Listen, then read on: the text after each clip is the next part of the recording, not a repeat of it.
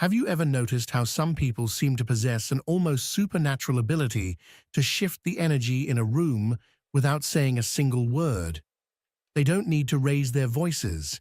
They don't plead, argue, or demand. They simply step away.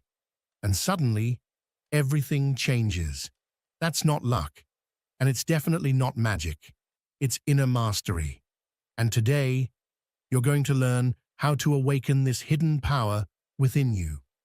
You'll discover how to reclaim your energy, set unshakable boundaries, and become the person you were always meant to be. Through the lens of Carl Jung's profound psychological insights.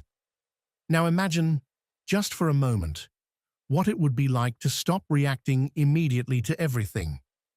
Imagine choosing silence instead of automatic replies, choosing conscious withdrawal over emotional outbursts. What do you think would happen? Let me tell you exactly what would unfold.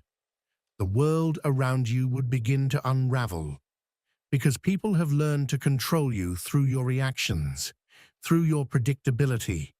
Your emotional responses have become like buttons they can push to get what they want. But the moment you consciously choose to remove yourself from the emotional battlefield, the entire game changes.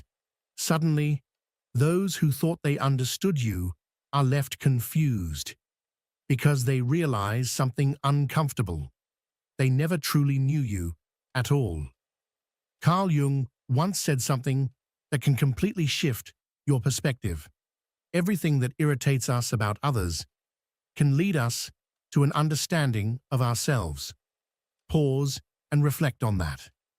When you become unavailable, when you stop reacting, who gets anxious? Who tries to poke and provoke you just to elicit some response?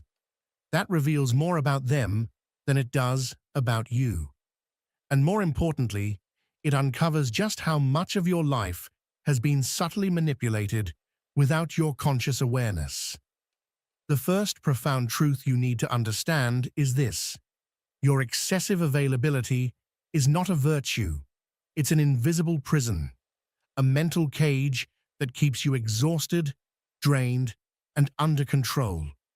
From childhood, you've been conditioned to always be present, to answer quickly, to please, to say yes, even when every fiber of your being wanted to scream no. You've been taught that your value comes from how accessible you are to others. But here's a truth no one may have dared to tell you this clearly. Constant availability makes you predictable, and anything predictable eventually becomes a tool, a utility. People start using you like an emotional emergency button, pressing it when they need attention, comfort, or validation. And once they get what they want, they set you aside until the next emotional crisis.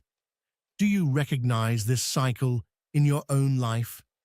Is there someone who only reaches out when they need something from you? Take a moment and really sit with that thought.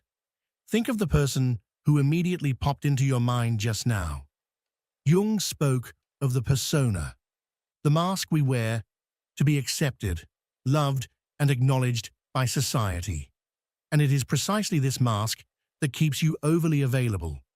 You say, "I'm fine," while silently suffocating. You respond to messages instantly, even when you're running on empty. You explain yourself, justify your choices, and defend your feelings, as if you owe the world an explanation for simply existing. But here's the brutal truth. The more you place yourself at the center of other people's stages, the more you vanish from your own. Being constantly available is a subtle form of self-abandonment. It's a hidden plea for approval, a desperate strategy to avoid rejection, an unconscious attempt to control how others perceive you. So here's your first transformative exercise. For the next 3 days, before you reply to any message, ask yourself this question: am I answering from my center or from my need to please? If the answer is the latter, Wait 1 full hour before responding. During that hour, observe what rises inside you. The discomfort, the anxiety, the guilt, let it all surface. Because the people who demand your constant availability don't actually want you. They want the emotional services you provide. Validation, distraction, comfort, companionship. But when you begin to shift, when you start setting limits, when you no longer react the way they expect, they get agitated. They call you distant, cold, strange. Are you ready to be misunderstood in exchange for reclaiming your freedom? Because that is the price you'll have to pay, and it's a price worth every ounce of discomfort. This leads us to the second revolutionary truth. Your psychic energy is limited, and every impulsive reaction is draining it, whether you realize it or not. Carl Jung did not view the human psyche as a machine that simply reacts to stimuli without consequences. For him, the mind is an energy system. Every thought, every emotion, every action consumes a part of your vital energy. So here's the question that could change your life forever. Are you choosing where your energy goes, or are you letting the world choose for you? Every time you react without thinking, you're wasting psychic energy. When you defend yourself against baseless criticism, when you respond to provocation just to prove a point, when you argue over things that don't matter, or try to gain the approval of people who don't see your worth, you are draining your inner power on things that don't nourish you. Jung was crystal clear about this. What you resist persists. The more you react, the more entangled you become. The more you try to fix, explain, or prove, the deeper you sink into emotional dependency. But there is another way. You can begin to consciously redirect your energy. Choose your battles. Prioritize your peace. Reclaim your presence. You don't need to be available to everyone. You don't need to respond to everything. You don't need to explain yourself to people who have already decided not to understand you. The more you protect your energy, the more you will realize how much of your life was spent trying to keep others comfortable, while leaving yourself behind. Carl Jung believed that wholeness is not achieved by cutting off a portion of the self, but by integrating it. And this includes your right to say no, your right to be silent, your right to walk away. So, as you move forward, carry this with you. Your silence is not weakness, it is strategy. Your withdrawal is not surrender, it is self-respect. And your refusal to react is not passivity, it is power. And that power is yours to reclaim, starting now. People who live in a state of emotional exhaustion are not weak, they are simply misdirected. The truth is, emotional fatigue is rarely a result of physical limitations. It's almost always a sign that your energy has been invested in the wrong places, people, and thoughts. Think about how many hours you've spent lying awake at night, replaying conversations that didn't go the way you wanted. How many times have you chewed over every word, wondering what you should have said differently? How many times have you tried to decode someone else's behavior? Why they mistreated you, ignored you, or acted cold? Pause for a moment. Think back over the last 7 days. How many hours have you spent trapped in those spirals? How much of your precious life force has been consumed by internal conflicts that could have been resolved, not through confrontation, but with silence? Every time you relive a moment of hurt, every time you feed that loop of "I should have said," or "Why did they do this to me?" you're draining energy that will never return. This is energy leakage, silent, invisible, and dangerous. You are keeping ghosts alive that should have been buried long ago. You're fueling dynamics that only persist because you continue to react to reply, to care beyond what is healthy. Psychic energy, as Carl Jung taught, is like a field of force. When it is conserved and directed inward with intention, it creates something powerful. Presence. Real presence.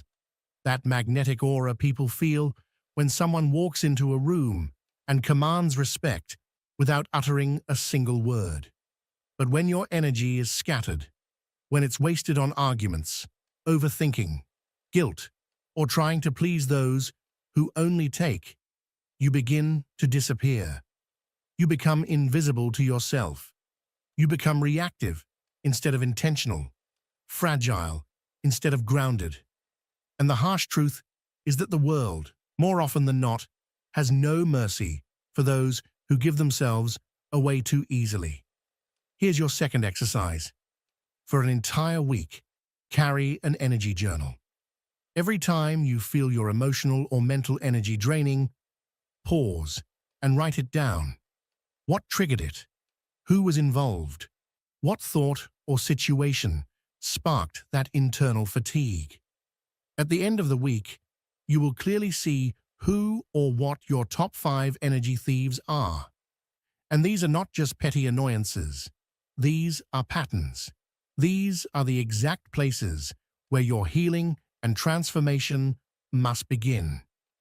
Carl Jung emphasized that when you learn to hold on to your energy, you begin to break the projections others place upon you. You begin to dissolve the roles they assigned you without consent. And that's deeply unsettling, not just for you, but for them. Because now we step into the realm of unconscious manipulation, the kind that doesn't shout, the kind that doesn't demand, the kind that simply expects because you've always complied. Here's the third revelation, one that, if truly understood, will change your perspective forever.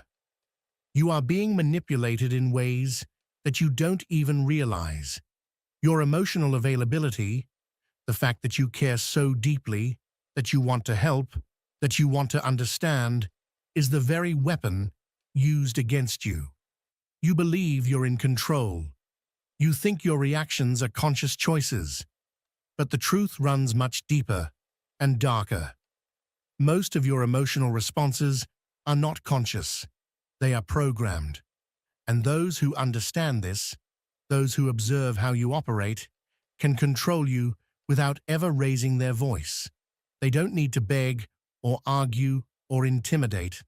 All they have to do is press the right emotional button, and you respond like a machine.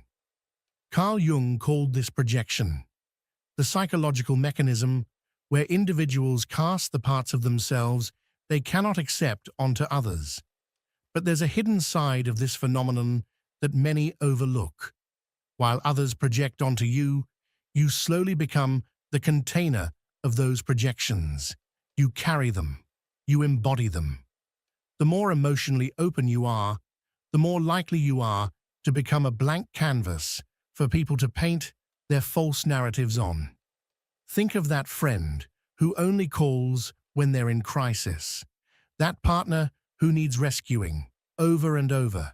That person who praises you only when you serve their needs. Close your eyes. Picture them. This is not a coincidence. They're not interacting with you. They're interacting with their idea of you, the role you've silently agreed to play.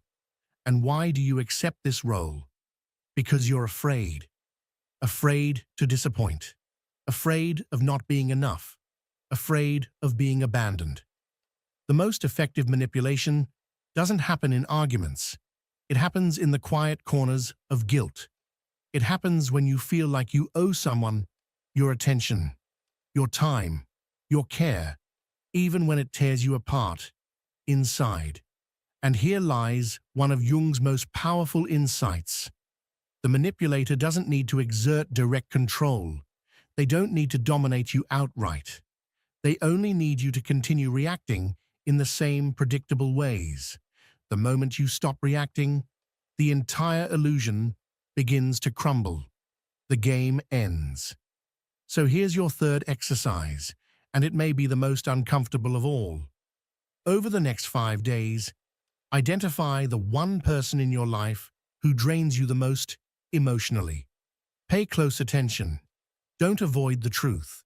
And once you've identified them, respond to everything they say with only 2 phrases: "I understand," or "I'll think about it." Nothing more. No explanations. No justifications. No emotional engagement. Now observe. Watch how they change. See how they adjust. This simple experiment will show you just how much of their power over you was built on your emotional reactions. You will begin to understand the subtle yet powerful grip they held, not through force, but through your own unconscious willingness to comply. And once you see it clearly, you can never unsee it. That is the beginning of freedom. When you begin to say no, to answer with silence, to walk away instead of justifying yourself, their projections start to collapse. The mask they placed on you falls off, leaving people confused because they no longer know who you are. Your unavailability becomes a threat. It forces others to face their own emptiness. The silence you offer exposes the internal noise they've been avoiding. Are you ready to be accused of changing the moment you finally choose to protect yourself? If this message is resonating with you, like this video and share it with someone who needs to hear this truth. Your support helps me keep creating content that transforms real lives, because it's exactly when you retreat that a new kind of power is born. And that's what we'll talk about next. The fourth transformation you'll experience is the discovery of the power manipulators fear the most: conscious silence. The modern world is loud. Everyone wants to be heard, to respond instantly, to win meaningless arguments and prove their point, even if it costs them their peace. But there is a power that few have heard of, and even fewer have mastered. The power of silence. Not the silence of passivity or cowardice, but of consciousness. Strategic, brutally clear silence. The kind of silence that isn't absence, it's amplified presence. Jung didn't see silence as a void, but as a fertile ground for inner transformation. When you stop reacting, you start observing. And by observing, you begin to see patterns you never noticed before: emotional loops, manipulative games, cycles of self-sabotage. Silence allows for clarity, and clarity is dangerous to those who live to control you. Have you noticed how some people panic when you don't reply, when you don't explain yourself, when you just disappear? It's not because they miss you, it's because your silence steals their control of the narrative. When you speak, you're still playing the game. But when you go quiet, you change the rules, and that unsettles anyone who thrives on your reaction. Carl Jung said something profound. Individuation, the process of becoming who you truly are, requires this distance, because only in silence can you hear yourself without the world's interference. True silence isn't the absence of voice. It's mastery over your own energy. It's the refusal to be pulled into someone else's emotional storm. It's the conscious choice to not engage in battles that aren't worth your exhaustion. But don't be fooled. Silence comes with a cost. It will distance you from people who only valued you for the role you played. It will make you incomprehensible to those who only saw you through their own projections. It will make you appear cold, distant, arrogant. But all of that is just a reaction from people who never cared to face your depth, only your usefulness. Your fourth exercise is powerful. During a tense conversation this week, instead of explaining yourself or defending your position, simply say, "I understand your point of view," and remain silent. Say nothing more. Observe how that person reacts and how you feel. This practice reveals the transformative power of conscious silence.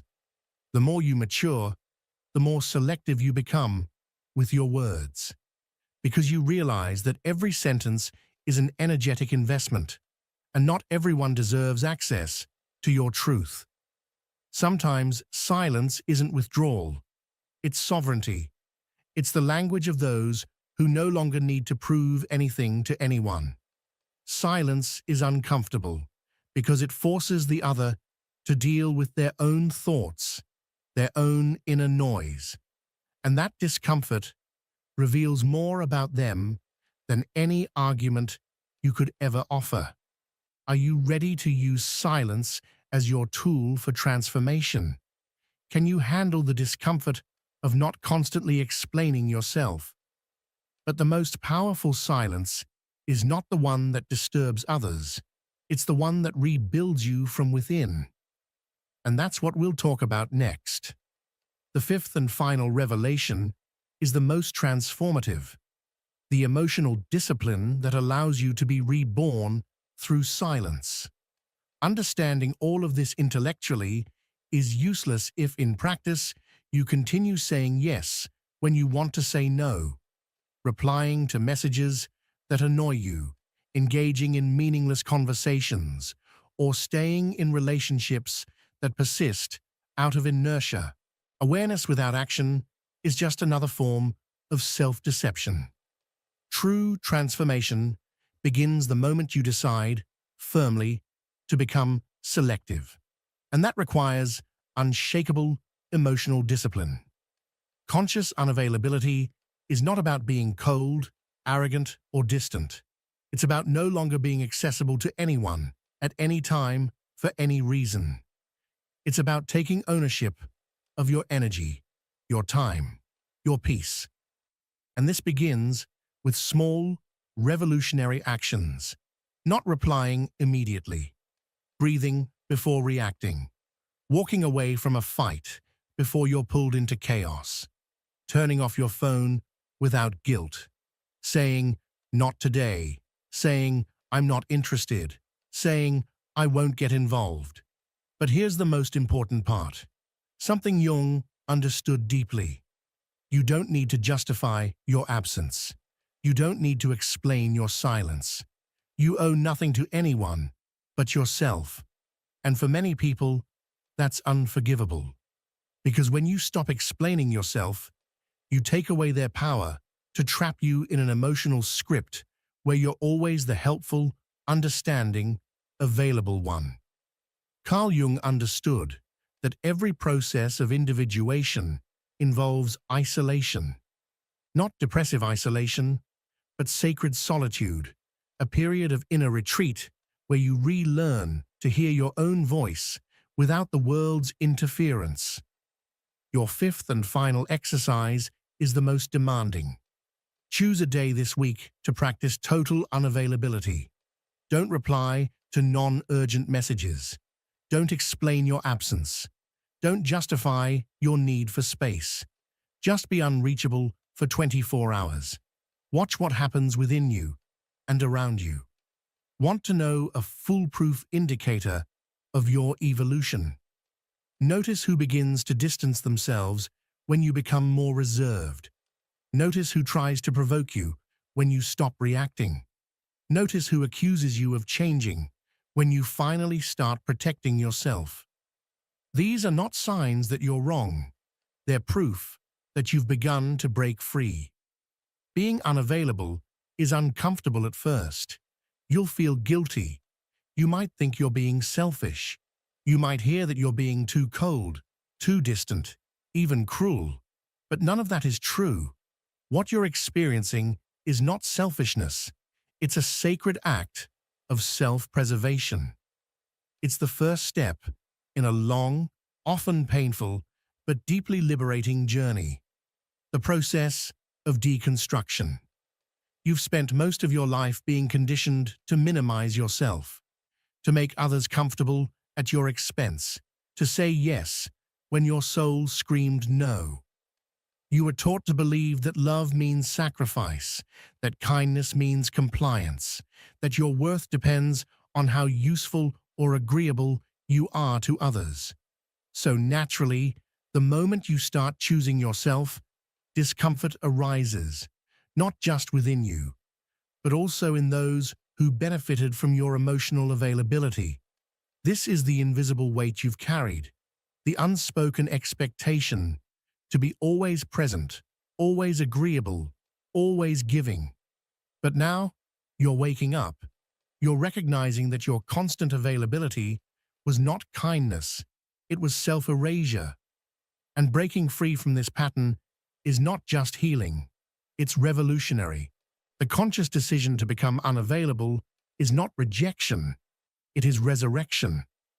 When you say no to the world, you're finally saying yes to yourself.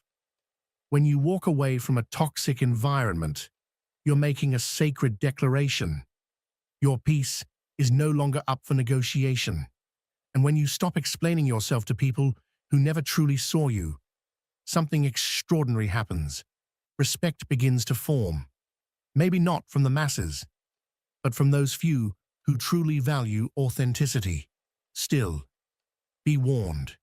Not everyone will be ready for this version of you. Your absence, your silence, your refusal to play the old emotional roles will trigger discomfort in others. Why? Because it forces them to look at themselves. It reveals just how much they depended on your emotional chaos to feel in control of their own lives. They needed you to be the fixer, the pleaser, the one who bends. And when you no longer play that part, the illusion shatters, and with the shattering comes pain, the rupture, a deep, aching loneliness, the haunting sense that you're losing something important, when in truth, you're finally releasing what was never meant to stay. Then the silence arrives, not the peaceful kind at first. It's raw, loud, disorienting. A silence that echoes through your body and makes you question everything. Did I make the right choice? Am I being too harsh? Am I pushing away the people who cared about me? These doubts will rise like smoke. But if you sit with them long enough, something begins to shift. The silence stops screaming and starts soothing. It begins to cleanse the noise in your mind. Slowly, the fog clears. You begin to see what you couldn't see before.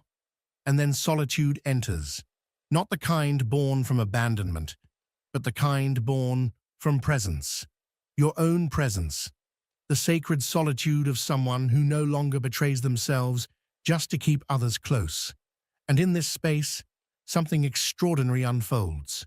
Where there was once confusion, now lives clarity. Where anxiety once thrived, now rests a deep, grounded calm. Where desperate need once consumed you, now a quiet power begins to emerge. The power of being whole within yourself. Carl Jung called this process individuation, the journey of becoming who you truly are. And to do that, you must separate from the collective. You must step away from the persona, the mask you've worn for others. You must walk alone, even if only for a while. That's exactly what you're doing when you become unavailable. You are not escaping the world. You are returning to yourself. You stop being a reactor and become a creator. You no longer allow external circumstances to shape you. You begin shaping reality from within. And the people who can't handle your absence, they were never really there for you. They were there for the role you played. They wanted your compliance, not your truth. And when you refuse to fit their story, they don't know what to do with you. But that's not your problem anymore. That is your liberation. You will lose people. You will walk away from places that once felt like home. But in doing so, you will find yourself. You will reconnect with your essence. You will be misunderstood. But finally, you'll begin to be respected. Because when you're no longer available for anything and everything, You become rare, valuable, magnetic, unforgettable. And don't be fooled. This is a rebirth, a beginning, the start of a life where you're no longer available for emotional crumbs, for manipulative games, for hollow connections dressed as affection. You begin to live a life that aligns with your truth, your peace, your deepest values. From this point forward, you only accept what honors your integrity, what resonates with your soul, what reflects your worth. This transformation we're exploring is not just psychological, it's a personal revolution. And like all revolutions, it begins with a single act, choosing yourself. Even if it means being alone for a while, even if it means standing in your own silence while the world questions your decision. Because now you know, over-availability is a prison, emotional reactivity is a trap, and your psychic energy is sacred. It must be protected, not wasted. You are beginning to understand that silence is not weakness, it's wisdom. That emotional discipline is not coldness, it's clarity. And that the price of self-respect is sometimes being misunderstood, rejected, even hated. But it is a price worth paying. Jung taught us that true self-love begins when you choose yourself, even if it means walking alone, even if others turn away, because that's when you stop living for others and start living from your center. So I ask you now, are you ready to pay the price of becoming your true self? Are you ready to exchange external validation for internal peace? If something deep inside you was stirred by these words, if you recognize the patterns, the old roles, the cycles that you're ready to break, leave a comment below that says, "I choose my peace." Let's see how many of you are truly ready for this kind of transformation. And if this message opened your eyes, if it shifted something in your heart, subscribe to this channel and turn on the notifications. Share this video with someone you know is ready to awaken, because the journey has only just begun. Imagine for a moment that within you lies a secret, a hidden power capable not only of lifting your self-esteem to levels you never thought possible, but also of completely transforming the way you attract people, experiences, and opportunities into your life. This is not a shallow trick or an empty promise, like so many that are spread across the world. It is a profound discovery that comes from one of the greatest minds in psychology, Carl Jung. He devoted his life to exploring the darkest and most mysterious corners of the human soul. And what he found changes everything we thought we knew about ourselves. Today, I want to guide you through this journey. A journey that will not only help you feel more confident and valuable, but also help you attract what you truly deserve. Authentic relationships, inner fulfillment, and a life that resonates with the essence of who you really are. Jung believed that within each of us exists an entire universe, an inner world filled with infinite possibilities, but also with shadows we've been conditioned to ignore. Have you ever felt as though something inside you was holding you back? Perhaps it's that subtle voice that whispers you're not enough, that you don't deserve more than what you have, or that constant fear of being rejected. Jung would say, this is not a flaw, nor an accident. It is your unconscious speaking to you. It communicates through emotions, through intuitions, and even through the people who cross your path. This unconscious is not an enemy. It is a guide, a teacher urging you to awaken and reclaim the value that has always been inside you. Think about your life for a second. How many times have you found yourself in a situation where everything seemed fine on the surface, yet deep down you felt something was off? Maybe it was a relationship that looked perfect to everyone else, but left you feeling empty. or a job that others admired yet made you feel trapped. Jung taught us that those inner sensations are not meaningless noise. They are messages from the unconscious, signals attempting to steer you towards something better. He called this the process of individuation, the journey of becoming your true self, a self that does not bend under external expectations nor settle for less than it deserves. But here is the first great secret Jung revealed for elevating your self-esteem and attracting what you deserve. You must first look inward, not outward. We live in a world that constantly bombards us with images and ideas of what we should be: more successful, more attractive, wealthier. And in our desperate attempt to fit in, we lose connection with our true essence. Jung explained that when you lose that connection with yourself, your self-esteem collapses because you are living a life that does not belong to you. It's like wearing a costume that doesn't fit, and with each passing day, you feel more uncomfortable in your own skin. So, how do we begin to change this? Jung gave us a powerful clue. The unconscious does not speak in clear words the way we do now.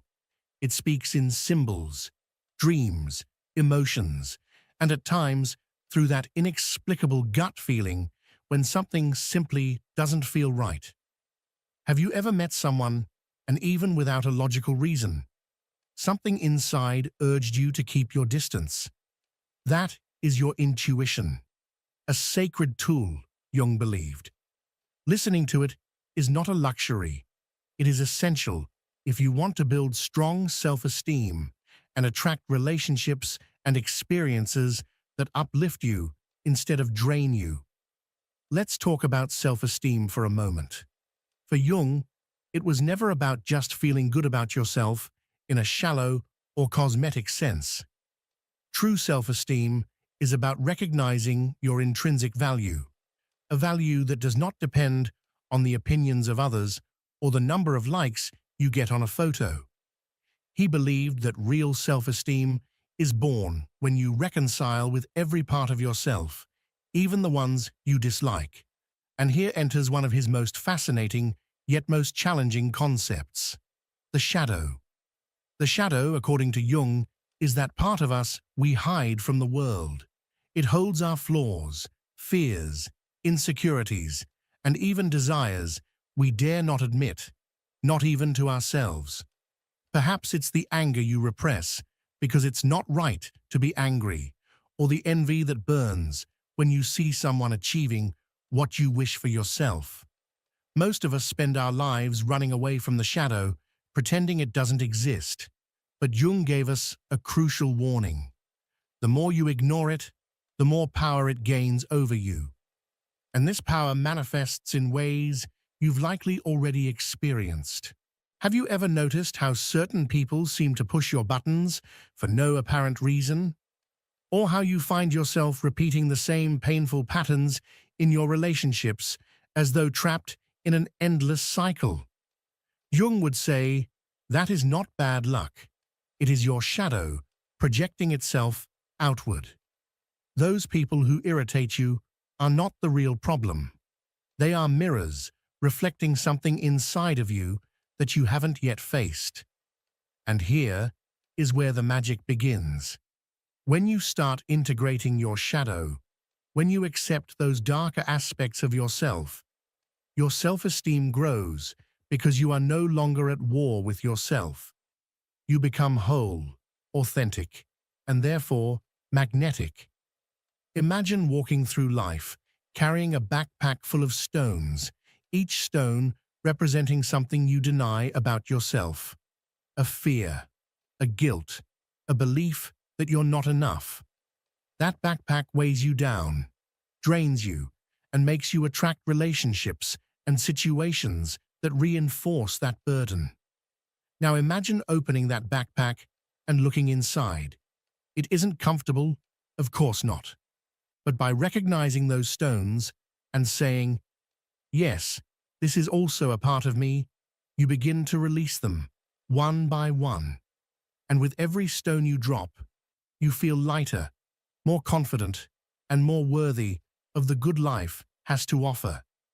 Jung taught us that self-esteem is not built by seeking external validation, but by confronting what lies within. And when you do this inner work, something incredible happens. The external world begins to respond. This is not magic in the fairy tale sense. It is a principle Jung called synchronicity. He believed that when you align with your true self, the universe seems to conspire in your favor.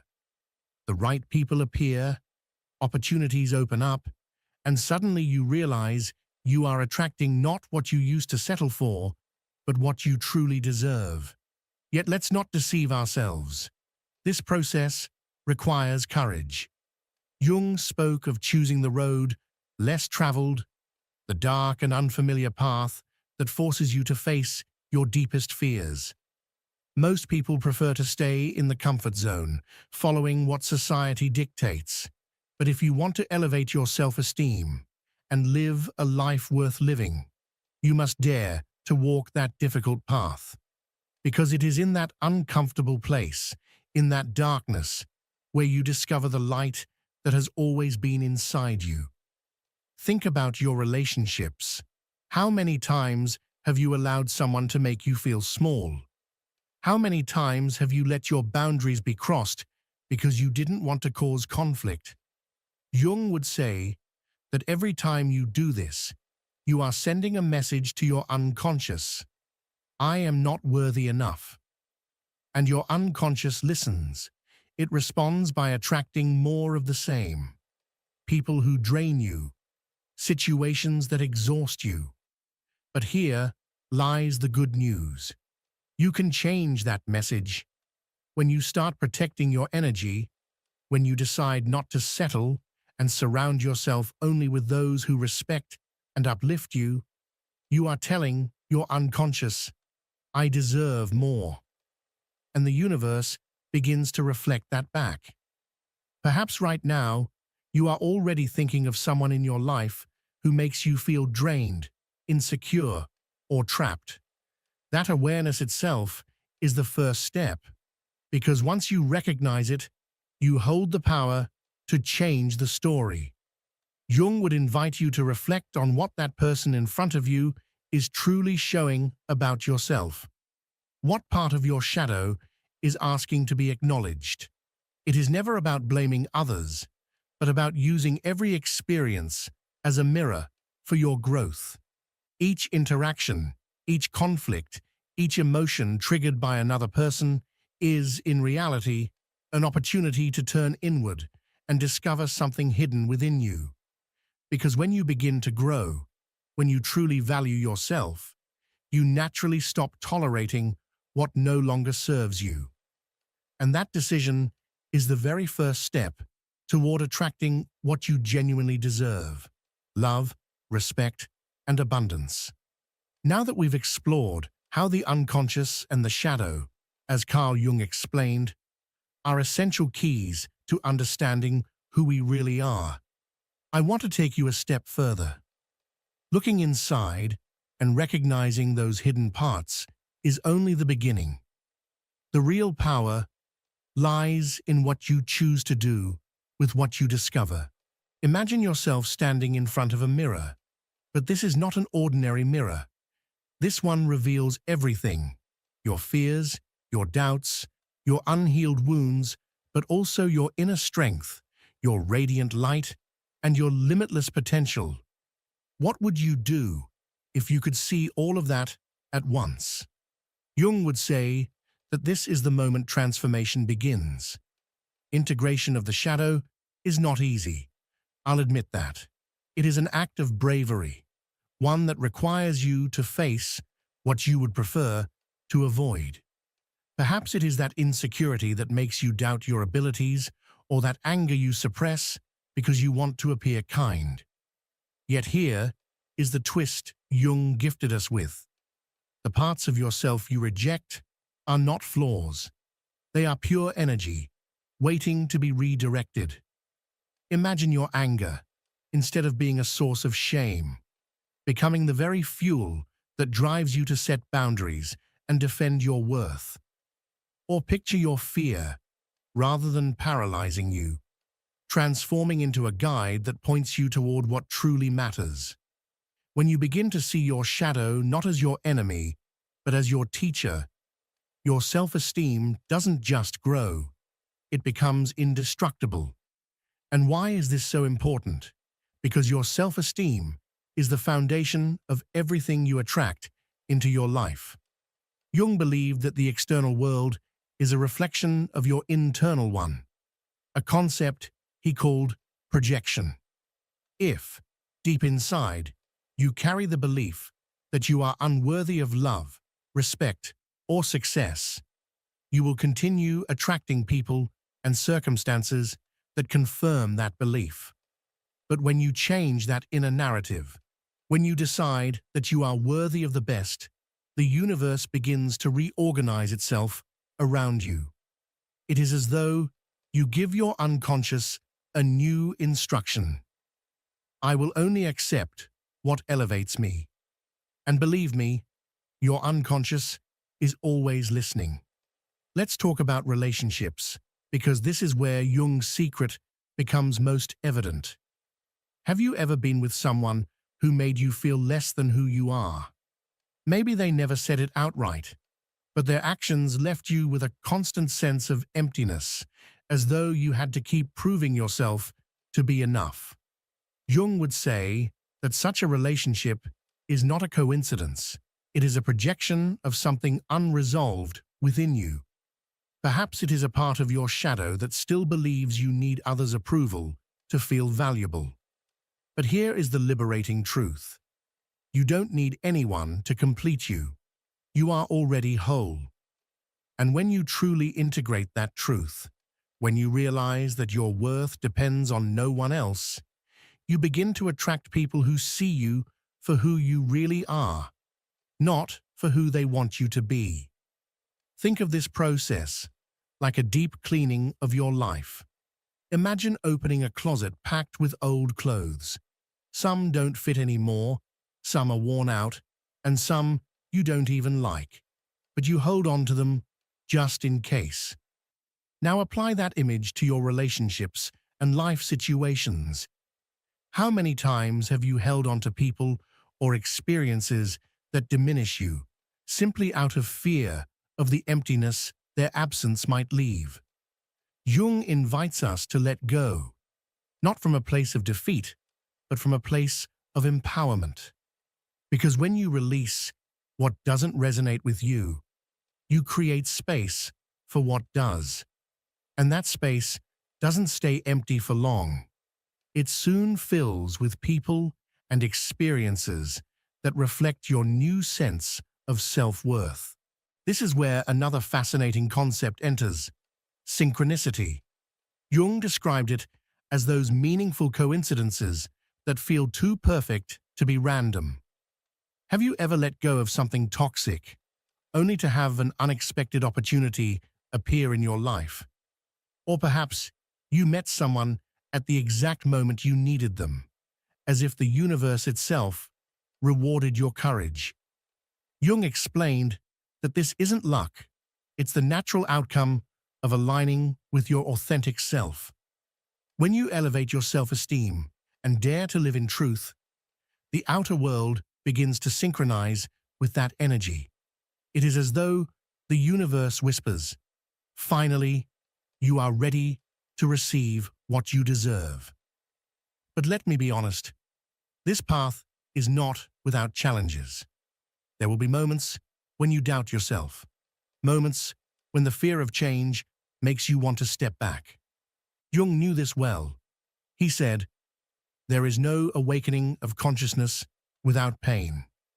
That pain may appear as difficult goodbyes, as uncomfortable truths, or as the release of beliefs you've carried for years. Yet that pain is not punishment, it is purification. Just like cleansing a wound, it hurts at first, but it is necessary for healing. And when healing comes, what remains is a stronger, clearer, more confident version of you.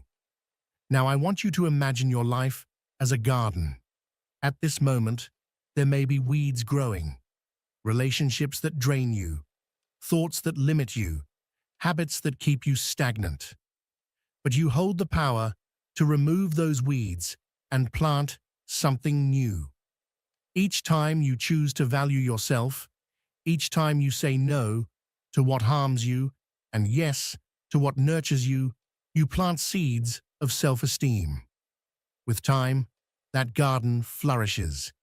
You attract people who water you with love and respect, opportunities that help you shine, and an inner peace that no external condition can take away. Jung also left us with a practical tool for this journey: reflection. He believed that self-knowledge is not something that happens magically. It requires time, attention, and honesty. So, I invite you to try this with me now. Think of a situation in your life that feels heavy. Maybe it's a relationship, a job, or even a dream you've abandoned. Ask yourself, what is this showing me about myself? What part of my shadow is asking to be seen?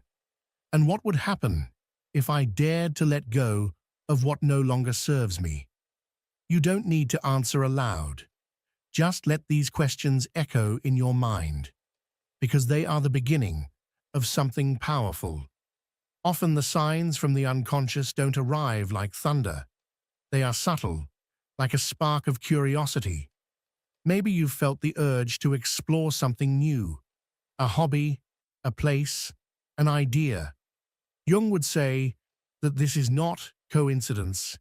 It is your unconscious opening a door to your authenticity. But to cross that door, you must trust yourself. You must believe that you deserve more than a mediocre life, more than relationships that suffocate you, more than dreams collecting dust in a drawer. And here is the climax of this secret. When you live authentically, when you allow yourself to be who you truly are, without masks or excuses, you become a magnet for everything you deserve. Jung called this individuation, the process of becoming your fullest self.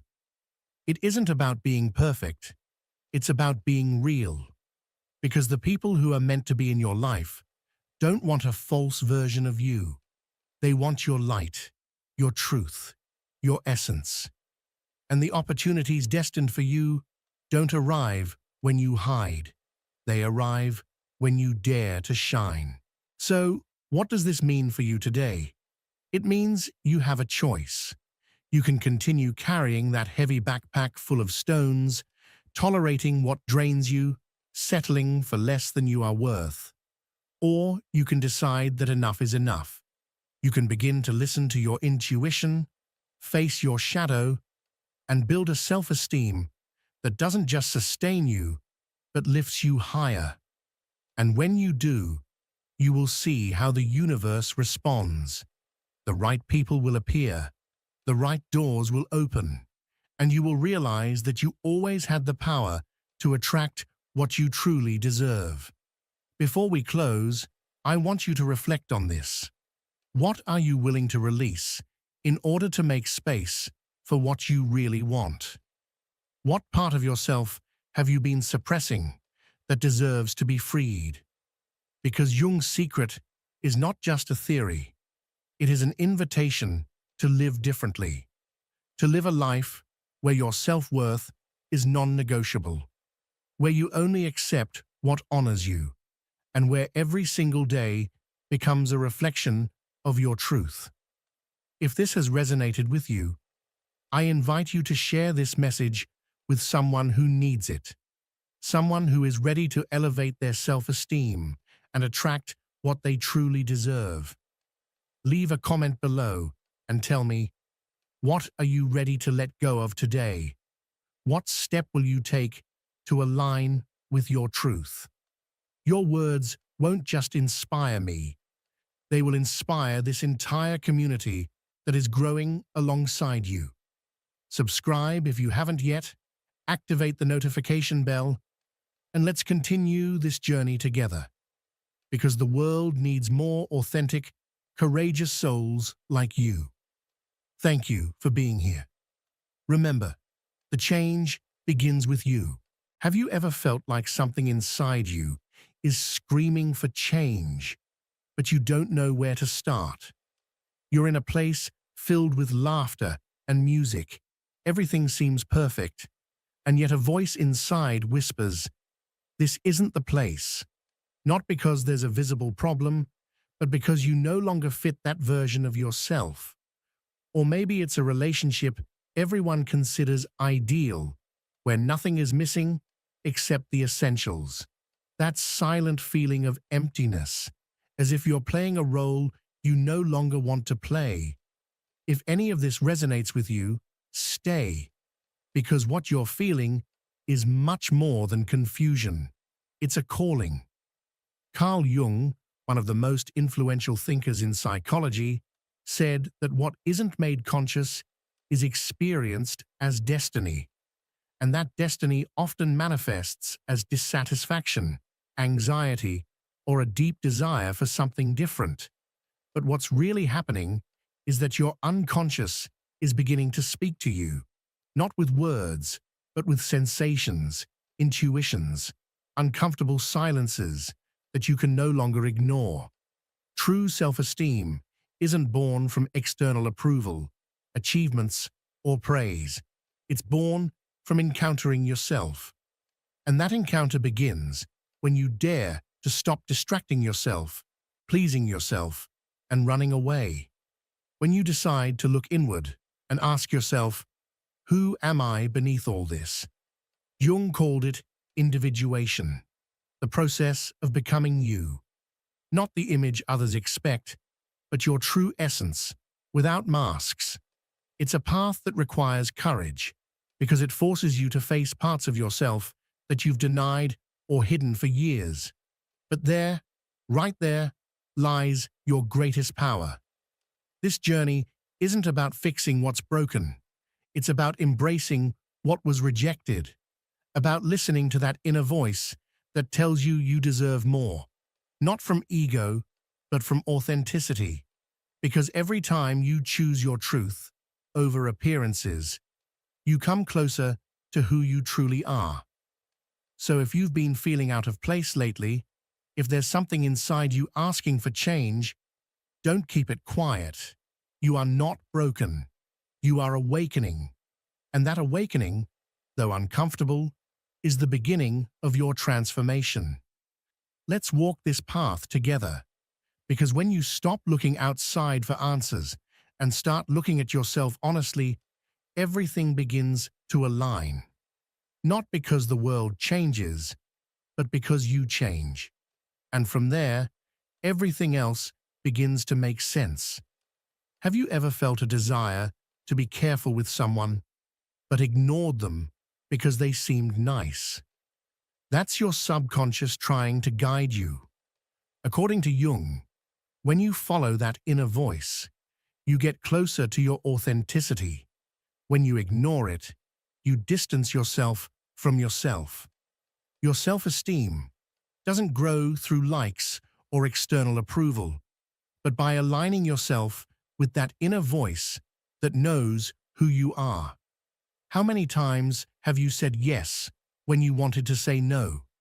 Like 32-year-old Laura, who remains in a job she hates because her family considers it stable, or 40-year-old Miguel, trapped in a toxic relationship for fear of failure.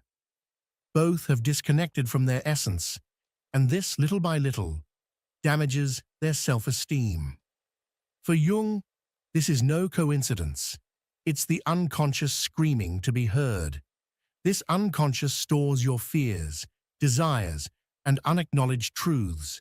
It doesn't speak with words, but with symbols, dreams, or physical sensations, like dreaming about running without moving forward, a sign that something in your life has you stuck. But listening isn't enough. You have to act. If, for example, you're in a friendship where you only give and never receive, and you feel a knot in your stomach when you see it, That discomfort is your shadow speaking. The shadow, another Jungian concept, represents the parts of you that you hide. Your anger, your unspoken boundaries, your need to say enough. This discomfort isn't punishment. It's an invitation to reconnect with yourself. Take a deep breath and think, is there someone in your life who makes you feel this way? Maybe it's a boss who always demands more than you can give, or a relative who criticizes everything you do. If you feel that inner yes, don't brush it off. Make a mental note of it, because I'm going to give you a powerful tip later to help you deal with that and take back your energy. And speaking of energy, Jung said that protecting it is essential to your self-worth. Every time you let someone drain it, you send a message to your unconscious mind. I'm not enough. But when you set boundaries, the message becomes, I respect myself. Isn't that powerful? Let's go deeper. Picture this. You're standing at a crossroads in your life. One path is easy. You stay in the same routines, around the same people, and nothing really changes. The other path is a mystery. It asks you to let go of something that no longer serves you, like a draining job or a relationship that feels heavy. Most people choose the easy road, but Jung believed real growth happens in the unknown. Why? Because that's where you face your shadow and find your strength. Think of Anna, a single mother. She left a toxic marriage, even though everyone said, stay for the kids. She was scared at first, but now she says she's never felt so free. Or think of Carlos, a man who quit his corporate job to start his small business. They both chose the dark path and found light. So, what does this have to do with your self-esteem? Everything. Carl Jung taught that when you dare to be yourself, without masks, your confidence rises from within. You don't need anyone to praise you, you feel it for yourself. But don't confuse this with being reckless. It's really about asking, what am I holding on to that's stealing my peace? What could I release to feel more like myself? If this hits home, I invite you to do something right now. Leave a comment below saying, I want to let go, and share what it is you no longer want to carry. It won't just set you free, it might inspire someone else in this community to do the same. Let's talk about relationships, because that's where we often lose our self-worth. Have you ever met someone, and at first, everything feels amazing, but over time, you start feeling like you're disappearing? Jung would say, that's your unconscious sending you signs. Picture Carla, a 28-year-old woman. She dated a charming guy, but he constantly made her feel like her dreams of being an artist were unrealistic. At first, Carla tried hard to fit in, but one day she looked at herself in the mirror and didn't recognize the person staring back. Or think of Daniel, a 35-year-old man who gave up his passion for music because his partner kept saying it wouldn't pay the bills. In both cases, their self-esteem faded because they were abandoning who they really were. Here's a practical tool from Jung: conscious reflection. Take 5 minutes a day. Grab a notebook and write down, how do I feel when I'm with this person? Do they inspire me to be more myself? Or do I feel the need to hide? If the answer makes you uncomfortable, don't ignore it. Jung believed the unconscious uses those emotions to reveal deeper truths. And if you choose to let go of that relationship, it's not giving up, it's choosing yourself. When Paula left her boyfriend, she started painting again, and now she sells her artwork. Daniel picked up his guitar and plays at a bar on weekends. Their self-esteem didn't just recover, it skyrocketed. Let's pause for a second. Think of one relationship in your life, friendship, romance, or even work? Does it make you shine, or does it dim your light? If you'd like, share it in the comments. I'd love to hear from you and watch this community grow with your experiences. And if this message is stirring something inside you, give it a like and share it with someone who needs to hear it. This isn't just a video, it's a movement for living in deeper connection with ourselves. Now, what happens if you don't face those signs? The shadow grows. Jung explained that the more you ignore those uncomfortable parts of yourself, like the anger you suppress or the change you crave, the more control they have over your life. They show up as self-sabotage. Maybe you've argued with someone and later realized you overreacted to something small. That might be your shadow lashing out because you hadn't dealt with it. Or maybe you avoid speaking up in meetings out of fear of being judged, then beat yourself up later. That's your self-worth calling out to be reclaimed. One more insight. Jung believed in projection. That means what you see in others, what annoys or fascinates you, is often a reflection of you. If someone drives you crazy, ask yourself, what are they showing me about myself that I don't want to see? For instance, if it frustrates you that your friend is always late, maybe it's because you also fear not being enough, and you're projecting that fear onto her. This isn't about blaming yourself, it's about setting yourself free. Once you understand your projections, you stop giving your power away and begin to claim it back. So, how do you begin to integrate your shadow and raise your self-esteem? Jung would say, look at it without fear. If you feel jealous because someone has something you want, don't punish yourself. Ask, what part of me is longing to be expressed?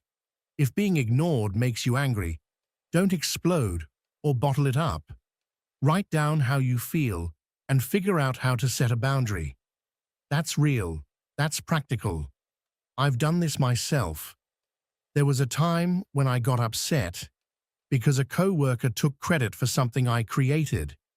Instead of staying quiet, I spoke up. And what I discovered was that I also needed to value myself more. My self-worth took a big step forward that day. We're wrapping up this first part, but before we do, a question. What shadow are you ready to face? Maybe it's the fear of saying no, or the guilt of wanting more for yourself.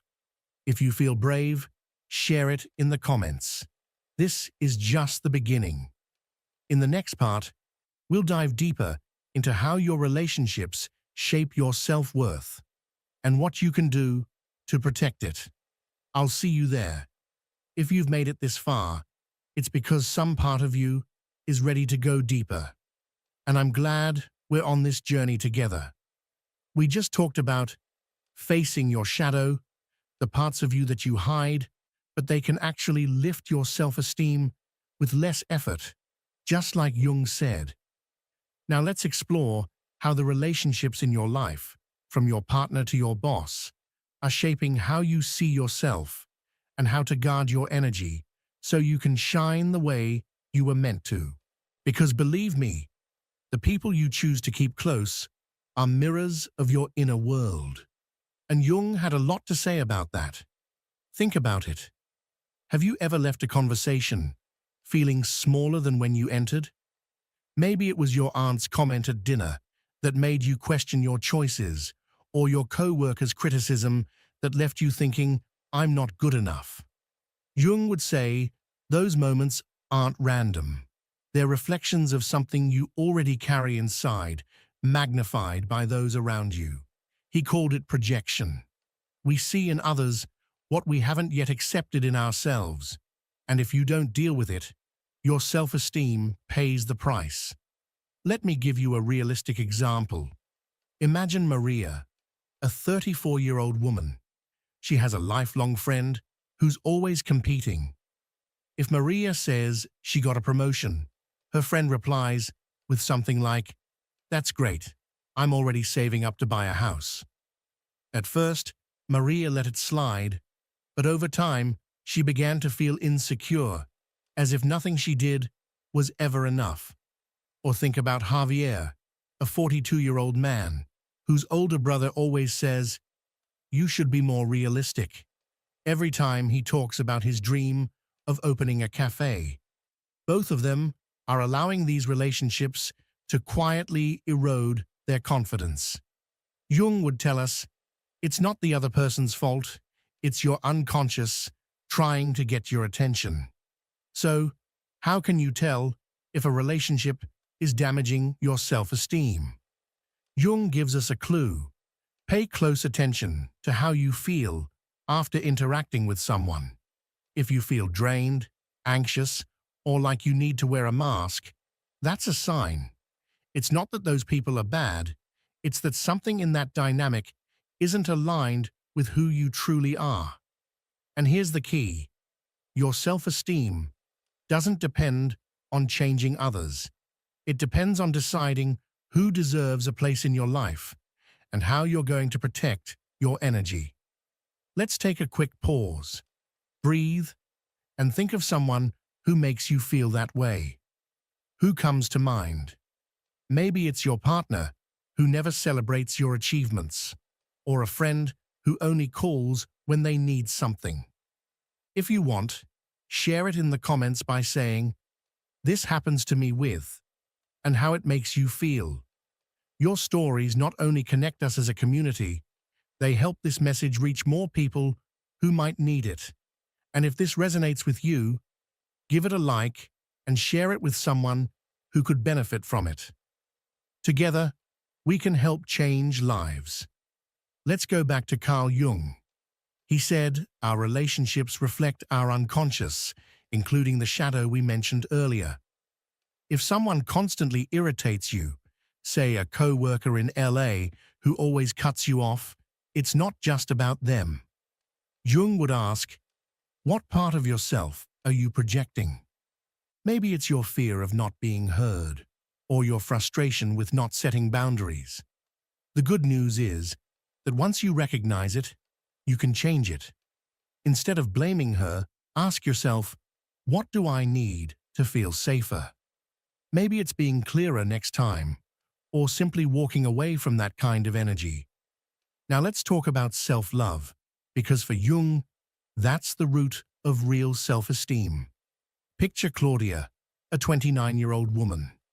She's been dating someone for months, who treats her well sometimes, but never commits. Every time she tries to talk about it, he makes her feel like she's overreacting. Claudia stays because she thinks, this is better than being alone. But deep down, her self-worth is falling apart. Or think of Luis, a 37-year-old man, stuck in a job where he's constantly overlooked because he believes there's nothing better out there. Both are sacrificing their essence out of fear of being alone. Carl Jung would call that betraying your unconscious. Here's a practical tool: boundaries. Jung may not have used that exact word, but his idea of individuation, the process of becoming your true self, includes it.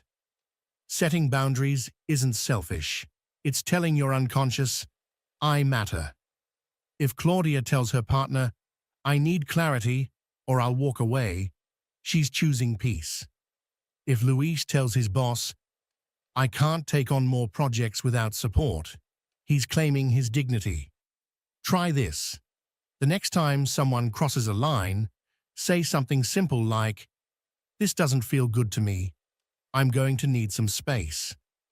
And then observe how you feel. Your self-esteem will thank you. Now let's go deeper. Toxic relationships.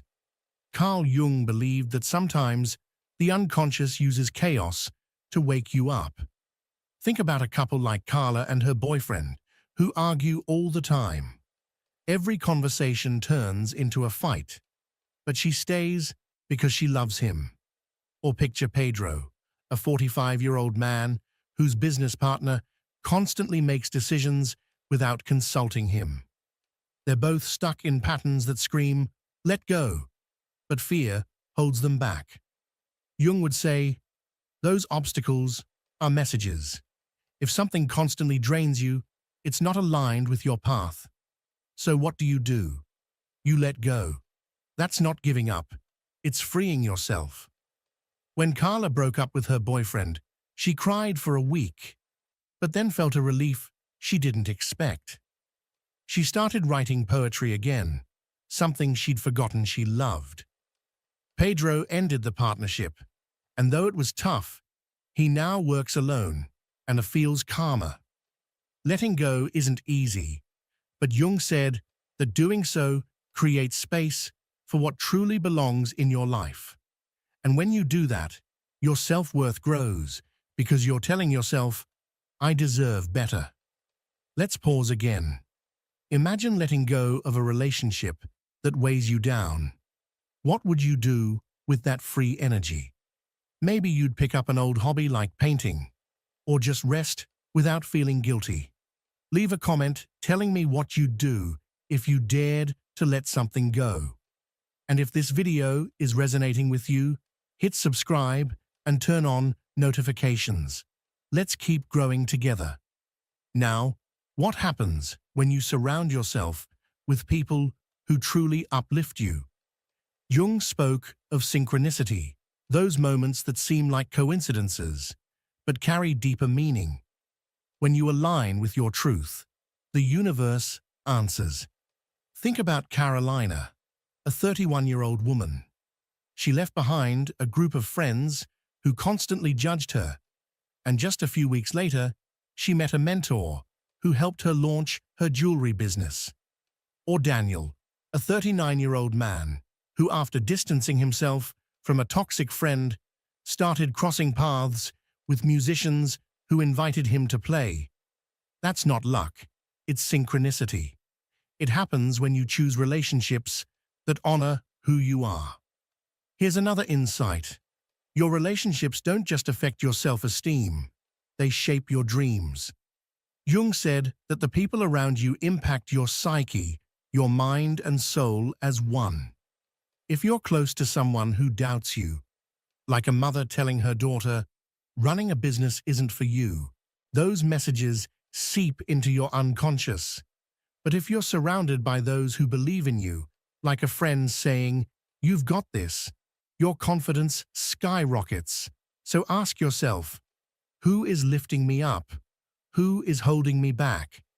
Let's take practical action. Make an inventory. Grab a sheet of paper and draw 2 columns, people who give me energy and people who drain it. Be honest. If someone's in the second column, you don't have to cut them off immediately, but begin to lower their influence. Say no to a plan or spend less time with them. Notice how you feel after a week. This is Carl Jung in action, aligning your life with what nourishes you. Before we wrap up, a final thought. Your self-worth isn't a gift others give you. It's a spark you ignite by choosing who gets to be close. If this is resonating, comment with one word: energy. And if you want more people to discover Jung's secret, share this video. In the next part, we'll explore how to take this transformation to the next level with clear steps to start living from your authenticity. If you're still here, it means you're ready to make the final leap on this journey with Carl Jung. And I'm thrilled we've come this far together.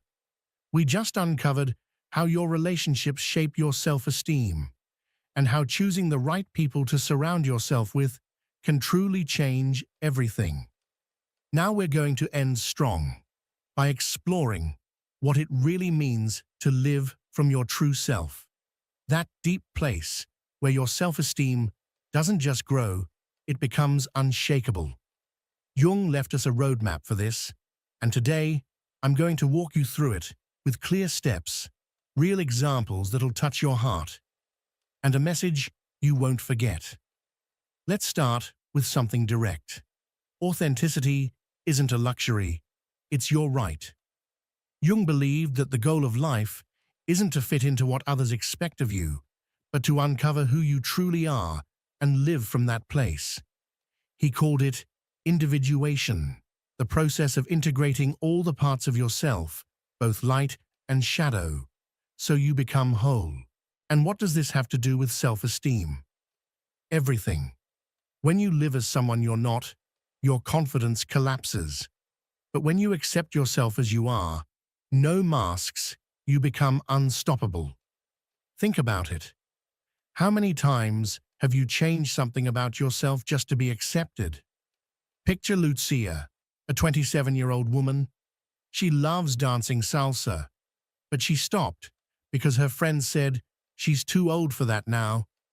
Or think about Raul, a 44-year-old man who keeps his dream of writing a book to himself because his family thinks it's not a serious goal. Both of them are dimming their light out of fear of judgment, and their self-esteem feels it. Jung would say, that's not living, that's surviving. The real question is, what part of you are you hiding to please others? So here's the first practical step. Reconnect with what you love. Jung believed your unconscious speaks through what excites you. If something lights you up, painting, singing, even cooking, it's not random. It's your essence asking to come out. Try this. This week, spend 15 minutes doing something that fills you up. If you're like Lucia, dance in your living room, even alone. If you're like Raul, write a single page without judging yourself. Notice how you feel afterward. That little spark you feel? It's your self-esteem saying, thank you for seeing me. Let's pause, take a breath, and reflect. What lit you up before fear or shame got in the way? If you feel brave, share it in the comments. I'd love to know. Your story might just inspire someone else in this community. And if this video is sparking something inside you, hit like and share it with someone who needs this push. Together, we're building something powerful. Let's go back to Jung. He believed that authenticity not only connects you with yourself, it transforms your entire view of the world. When you start living from your truth, you begin to notice synchronicities, those meaningful coincidences that feel like signs. Think about Anna, a 33-year-old woman. She walked away from a job she hated and started selling handmade crafts. Not long after, she met someone at a market who introduced her to a shop owner. Or take Jorge, a 38-year-old man who had ignored his love for photography for years. One day, he picked up a camera, and soon after, he was invited to exhibit his work. That's the universe responding to their courage. And yes, it can happen to you. But listen, this isn't about instant magic. Jung warned that the journey to authenticity includes shadows. Letting go of old things, a relationship, a job, a belief, can really hurt. Think of Carla, a 40-year-old woman who ended a long-time friendship because it always made her feel small. At first, she felt lonely, but later, she began attracting people who truly valued her. Or Esteban, a 35-year-old man who left a secure job to follow his dream of becoming a chef. He had some tough months, but now he owns a food truck. Carl Jung would say, chaos is the cost of growth, but the peace that follows makes it all worth it. So how do you face that chaos? With reflection. Jung used a method called active imagination, basically, having a dialogue with your unconscious mind. Here's a tool. Grab a notebook and write a question like, what's holding me back? Then let your hand answer without overthinking. Don't judge it. Read it, then ask yourself, what can I do with this? I tried this once when I was doubting a major life change. I wrote down, I'm afraid I'm not enough. Seeing it in front of me, I chose to move forward anyway, and my self-esteem grew from facing that fear. Let's go deeper. Your dreams. Jung believed the unconscious pulls you toward your purpose, even when the world tries to push you away. Think of Sophia, a 29-year-old woman who wanted to be a designer, but her family kept saying, "Study something practical." She became an accountant and felt empty. One day, after a vivid dream where she was designing clothes, she decided to try. Now she has a small brand and says, "I've never loved myself this much." Or Daniel, a 41-year-old man who left his office job to teach surfing, something he had loved since youth. His confidence didn't just grow, it became his power. Let's pause. What dream have you been hiding? Maybe you wanted to start a business, travel, or learn something new. Leave it in the comments. Let's keep exploring how to live fully. Now let's talk about emotional chaos, because Jung believed that's where your biggest transformation happens.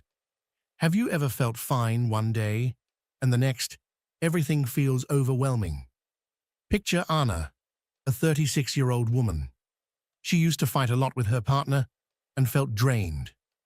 One day, instead of reacting, she sat down and wrote out what she felt. "I'm scared he doesn't love me." That sentence pushed her to speak honestly. Not everything got fixed, but being real brought her peace. Or think of Juan, a 43-year-old man who felt like a failure after losing his job. He took time to reflect and realized it was a chance to start something of his own. Chaos isn't the end, it's the beginning. Here's one more thing you can do. Embrace the mess. Next time you feel lost, don't run away. Sit for 5 minutes and ask yourself, what is this trying to teach me? Maybe an argument shows you need boundaries. Maybe disappointment shows you're looking in the wrong place. Jung said, "There's no awakening without pain." But that pain leads you to your true self, and with it, your self-worth becomes rock solid. Let's close with something powerful. The world needs your light. Jung believed that when you live from your truth, you not only transform, you inspire. Maybe a friend started painting after seeing you pick up a hobby, or a colleague switched careers because you dared to do it. Your authenticity is contagious. So, why not start today? Choose one small thing. Say no to what drains you, or do something you love without guilt. Watch your confidence grow. Before we finish, a reflection. What is your unconscious asking of you today? Maybe it's letting go of guilt, chasing a dream, or simply loving yourself more. If you'd like, share it in the comments with "Today I Choose."